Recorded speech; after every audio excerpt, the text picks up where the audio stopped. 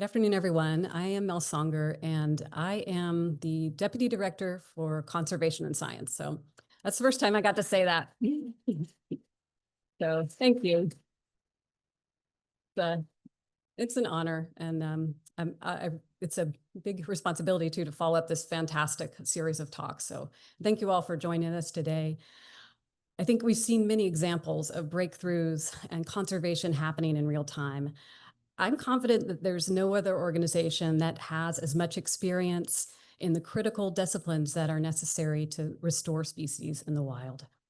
And this expertise goes from the zoo to SCBI, from animal care to veterinarians, scientists, technicians, and so on. I think you can really see that today. It's a major strength that we have, and I think it would be extremely powerful to think and speak about this more effectively. And so this is a term that Peter and I have been kicking around, WildFutures. I think this could be something that would help with us communicate better among each other and also with the outside.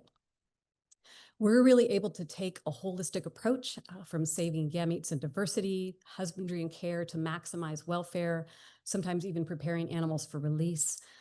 Growing populations through advances in artificial reproductive technologies, monitoring animals in the wild to enhance their chances for survival, and even using genetics and genomics to assess disease and impacts of environmental change and population status. And ultimately, whatever we're learning, we're sharing it with the world. I think we have the potential to be kind of a one-stop shop for figuring out what it takes to restore a species.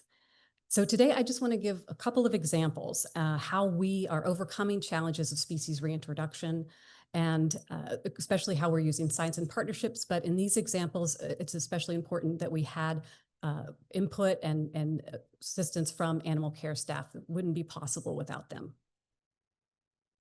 So we know restoring a species, it can help bolster wild populations, can stop cascading effects of extinction, but only 1 in 3 reintroduction projects is successful in the long term.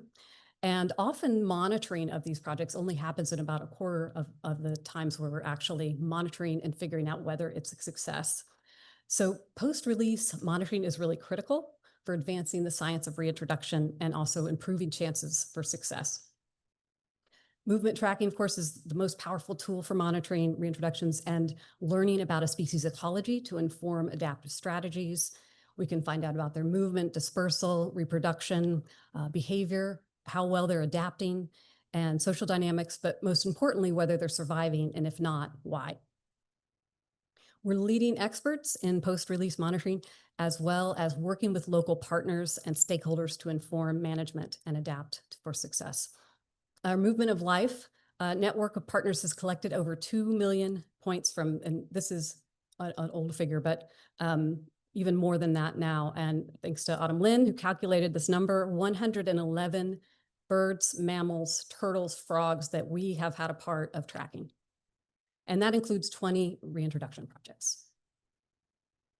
So we're not only tracking with traditional methods, but also innovating ways to develop lower impact, longer lasting, and lighter ways to track animals on land, air, water, and as Adrian just mentioned, even below ground.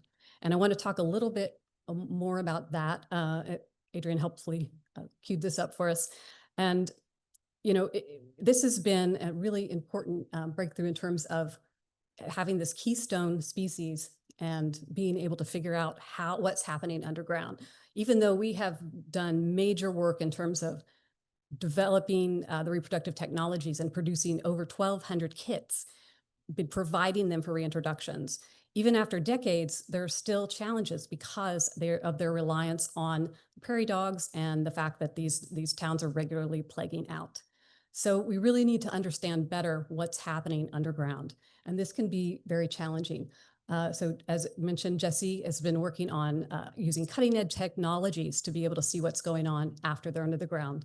And this is the design for this, if you think about, is very anatomically challenging. So no offense, Adrian, but ferrets are essentially a furry tube with arms. So it'd be very difficult to keep a collar on them. And this is work that started here, trying to develop a good collar that would work. So to track the fine scale movements, they put together with partners high resolution sensors containing accelerometers and magnets, basically a dead reckoning system that continuously tracks data, even 40 positions per second, and to be able to then apply trigonometry and map these three-dimensional paths.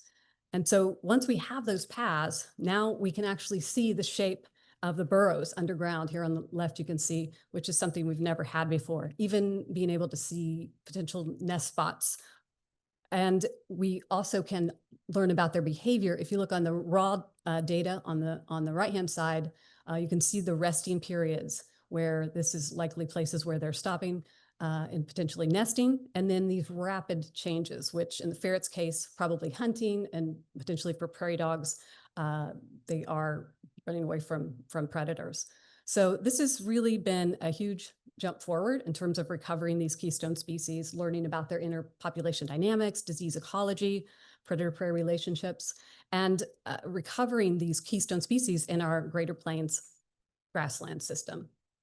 So hang on, I'm going to make a big jump to the other side of the world for one more example.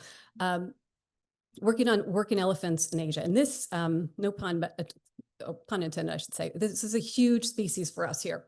We have been involved even from the beginning in terms of developing reproduction, being able to build these populations, healthy populations under human care, but also in the genetics and genomics and the welfare, discovering the EEHV. So we have really been critical in terms of building these populations in zoos and breeding centers. I'm going to focus on rewilding. This is work that we're doing more recently. There are over 30,000 work elephants, and demand for them, however, is going down in some countries. So we've had the opportunity to begin to work on how we might be able to release some of these working elephants into the wild. The challenge is that these elephants are actually very familiar with people. So there's a high risk of engaging in human-elephant conflict. So that's something we want to try to figure out. Are there elephants that potentially are going to be more likely to succeed? They're going to be less likely to cause conflict. And so this really began at the National Zoo, doing training or doing testing to see on the behavior, to see how they are reacting to novel things like a puzzle feeder, if they're neophobic, if they're afraid, or whether they're engaging with a puzzle feeder, and what kind of exploratory behaviors they're engaging in. And so what we found is that there are very big differences in individuals. So we are seeing elephants that are more afraid and also are less exploratory. We think that those elephants are going to be the ones that do better if they're released, because hopefully they will stay put and not wander off and get into trouble. So another focus has been on their sociality, because when these elephants are released, potentially they're going into places that already have elephants. So working in elephant camps, been able to do tracking of individuals. So if you look at the map here, the 4 different colors are 4 different individual elephants. And you can see how green and yellow kind of like to be on their own compared to orange and red, who play better with others. We think they are more likely to succeed and do well if they're released into an environment with other elephants. So this is work that we are continuing with the Elephant Conservation Center in Laos. And this is a place where actually Janine's been working for many years, building an endocrinology lab and technology and capacity there. Last year, Michael Campana began setting up a genetics lab and training the capacity for them to be able to analyze DNA samples. And this will really be important for obtaining baseline data about their demographics in the wild. So this is Laos has few elephants and not a lot of places, but not a lot is known. So this will be really important in getting the staff trained up, getting samples, and figuring out what's going on with the population there. So ultimately, what we learn will inform future releases and will help with the welfare crisis that can come with unemployed elephants, supporting restoration of healthy working and wild populations throughout the range. Oops. So just one more challenge I want to mention. A lot of times when these reintroductions happen, it's yay, we did it, and there's not so much follow-up.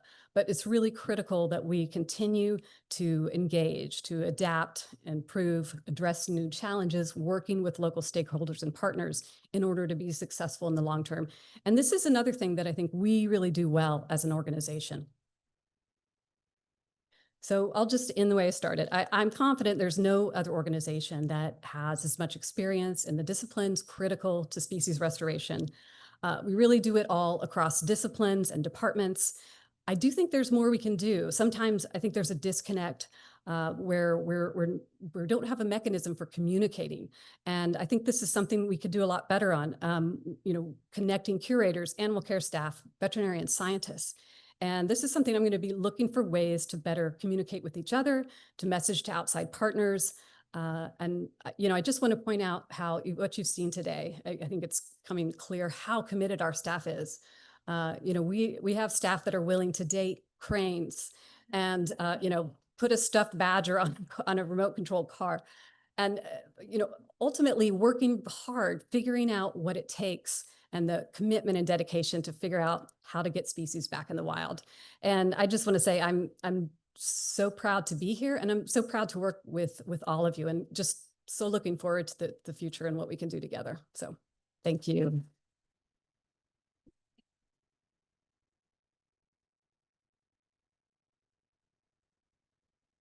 So I just want to say thank you to Colleen for organizing that session, and to the speakers, just fantastic job.